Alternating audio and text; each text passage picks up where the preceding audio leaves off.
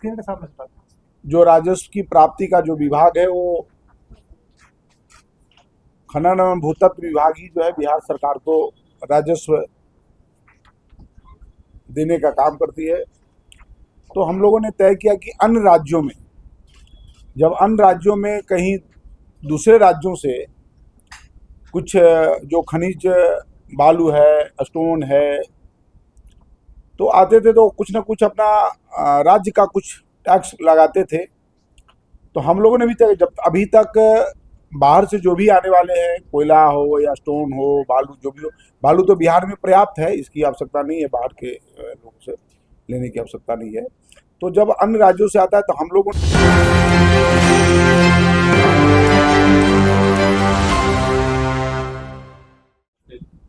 Print, electronic एवं social media के सभी साथीगण, जैसा कि अभी माननीय मंत्री जी ने बताया कि आईएसटीपी की व्यवस्था आज से प्रारंभ की जा रही है 10 जून 2026, यानी आज के रात्रि 12 बजे के पश्चात से व्यवस्था लागू होगी। तो जैसा कि हमारे अभी एक साथी ने पूछा, देखिए ये अन्य राज्यों में पहले नियम था कि माइनर मिनरल से लगी हुई जो गाड़ियां प्रवेश करती थी तो संबंधित राज्य के द्वारा भी उसमें कुछ न कुछ दर निर्धारित करके राशि ली जाती थी। हमारे बिहार राज्य में अब तक ऐसा प्रावधान नहीं था, तो कैबिनेट के द्वारा इस आशय का प्रस्ताव पारित किया गया। और अभी जो बाहर से माइनर मिनरल्स की गाड़ियां हैं उसको हम हाईलाइट करना चाहेंगे कि जो बालू, पत्थर, स्टोन चिप्स, मोरम और स्टोन डस्ट इसी की गाड़ियों पर लागू होगा।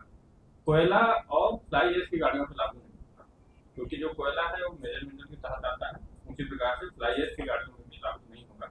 ये लागू होगा जिन गाड़ियों में बालू है, पत्थर है, स्टोन चिप्स है, मोरम है और स्टोन डस्ट है। तो जब भी किसी दूसरे राज्य से आता है तो एक उसका वैध ई चालान रहता है। लगभग सभी राज्यों में ई चालान की व्यवस्था है।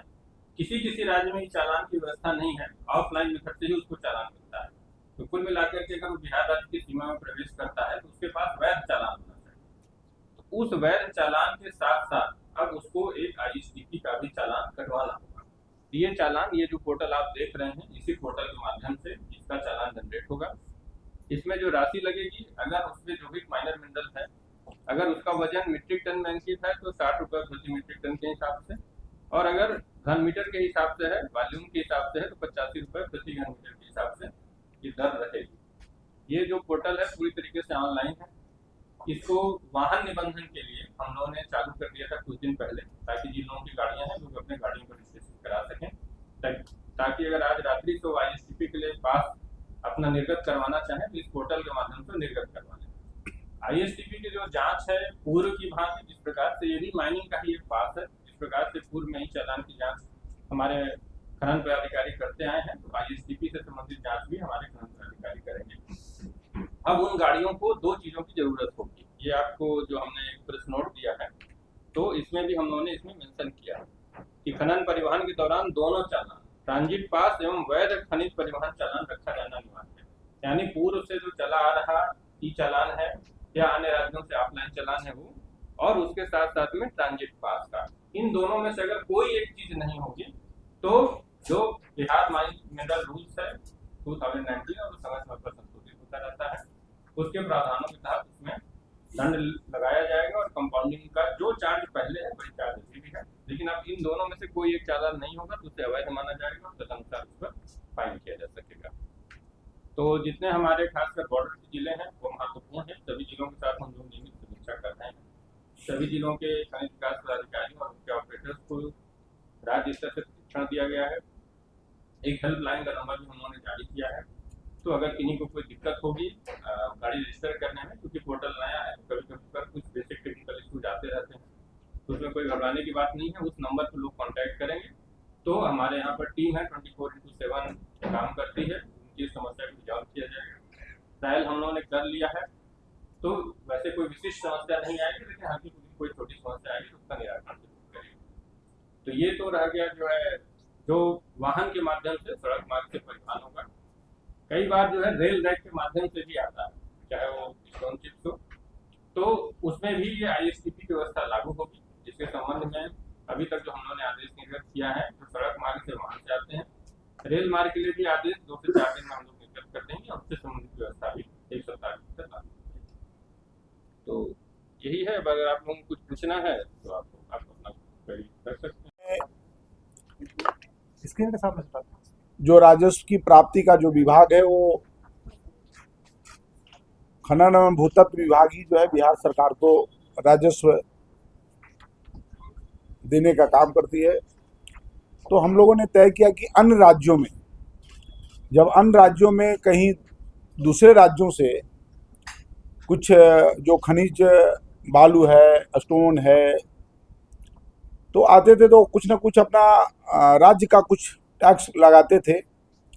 तो हम लोगों ने भी तय, जब अभी तक बाहर से जो भी आने वाले हैं, कोयला हो या स्टोन हो, बालू जो भी हो, बालू तो बिहार में पर्याप्त है, इसकी आवश्यकता नहीं है, बाहर के लोगों से लेने की आवश्यकता नहीं है।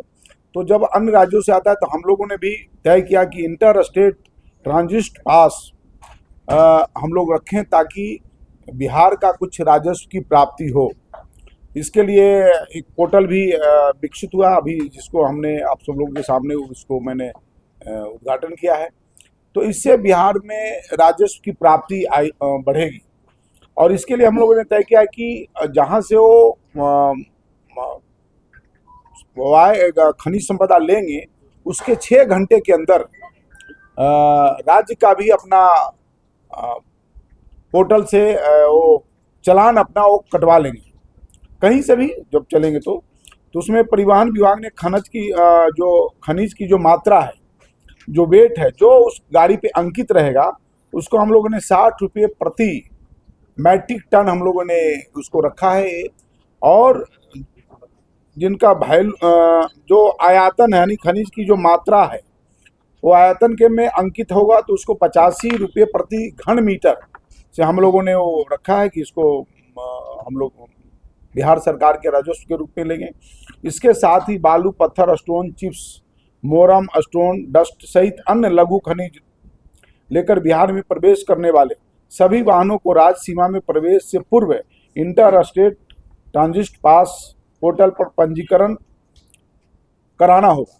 तो हम लोगों ने, इससे क्या होगा कि बिहार के थोड़े राजस्व की प्राप्ति होगी बालू खनन से। और अभी हम लोग कुछ दिन 2-4 महीने के बाद पत्थर का भी हम लोग खनन करने वाले हैं, उससे भी कुछ राजस्व की प्राप्ति होगी। तो बिहार में हम लोग 5,000 करोड़ का जो राजस्व का जो लक्ष्य रखा है, इस बार हम लोग उसको पार करेंगे। 5,000 करोड़ तो देंगे ही, और मुझे लगता है इससे ज़्यादा हम लोग लक्ष्य को पार करेंगे और बिहार सरकार के राजस्व की प्राप्ति होगी। इसी को लेकर के आज इस पोर्टल का उद्घाटन हुआ है। तो आप सब लोग को ढेर सारी शुभकामनाएं बताइए।